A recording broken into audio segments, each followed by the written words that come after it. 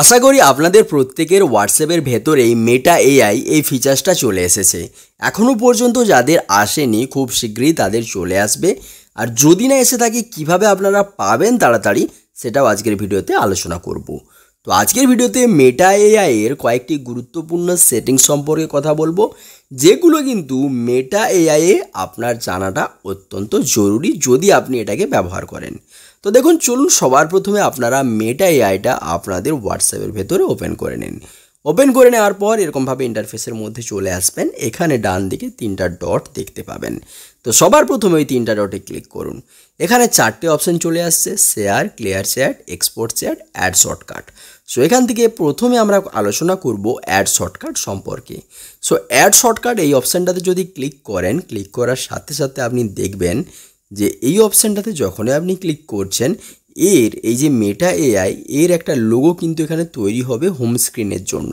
So এখান থেকে আপনি যখনই অ্যাড বাটনে ক্লিক করে দেবেন, ক্লিক করার সাথে সাথে আপনি লক্ষ্য করবেন আপনার হোম স্ক্রিনের মধ্যে কিন্তু মেটা এআই এর একটা লোগো তৈরি হয়ে গেছে, যেখানে ক্লিক করলেই আপনি সরাসরি কিন্তু মেটা এআই এর ভেতরে চলে যাবেন। আপনাকে হোয়াটসঅ্যাপের ভেতরে গিয়ে আর মেটা এআই যেতে হবে না, আপনি সরাসরি এখানে ক্লিক করে মেটা এআইটাকে ওপেন করতে পারবেন এবং এখানে চ্যাট করতে পারবেন। এইবারে চলে যাই, চলুন আমাদের সেকেন্ড যে অপশানটা সেই সেকেন্ড অপশানের জন্য আমরা তিনটা ডটে ক্লিক করে এক্সপোর্ট চ্যাট অপশানে ক্লিক করলাম। সো এখান থেকে বেসিক্যালি আপনি এই মেটা এআই এর সাথে যে সমস্ত চ্যাটগুলো করবেন সেগুলোকে এরকম জিপ ফাইল আকারে আপনি কিন্তু আপনার ফোনের ভেতরে স্টোর করতে পারবেন এবং সেগুলোকে দেখতে পারবেন যে আপনি কি কি চ্যাট করেছেন মেটা এআই এর সাথে। সো এখান থেকে কিন্তু আপনি এটাকে ডাউনলোড করতে পারবেন। এরপরে চলুন চলে যাই ক্লিয়ার চ্যাট অপশানে। ক্লিয়ার চ্যাট অপশানের কথা আপনারা নিশ্চয়ই আশা করি কথাটা শুনেই বুঝতে পারছেন। এই মেটা এআই এর সাথে যে সমস্ত চ্যাটগুলো করবেন সেগুলোকে যদি ডিলিট করতে চান তাহলে কিন্তু ক্লিয়ার চ্যাট অপশানে ক্লিক করে সেটাকে আপনারা ডিলিট করতে পারবেন। এরপরে নেক্সট অপশান শেয়ার।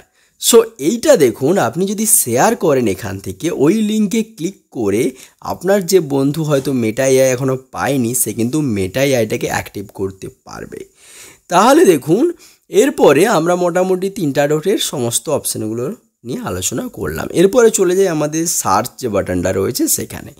তো এখানে যদি আমরা যাই এবং এখানে আমরা যদি কিছু চ্যাট করি, তো আপনারা হয়তো প্রত্যেকে এটা মনে করেন যে মেটা এআই কেবলমাত্র ইংলিশ বোঝে, কিন্তু না, এই বাংলাও বোঝে।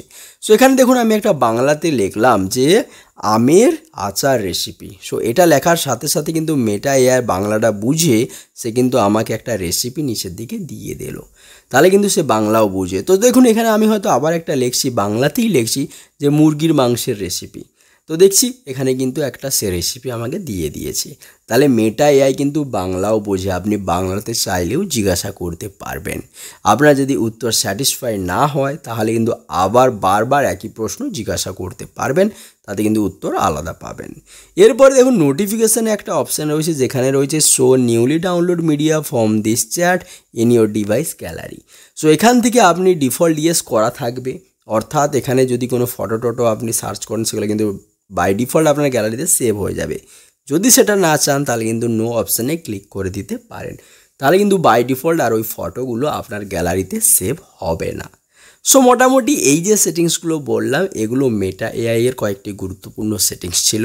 যদি ভিডিওটি আপনাদের ভালো লাগে অবশ্যই লাইক করবেন, চ্যানেলটিকে সাবস্ক্রাইব করবেন, আর অবশ্যই নেক্সট ভিডিওটা কোন বিষয়ে চাচ্ছেন সেটা অবশ্যই কমেন্ট বক্সে কমেন্ট করে জানিয়ে দেবেন।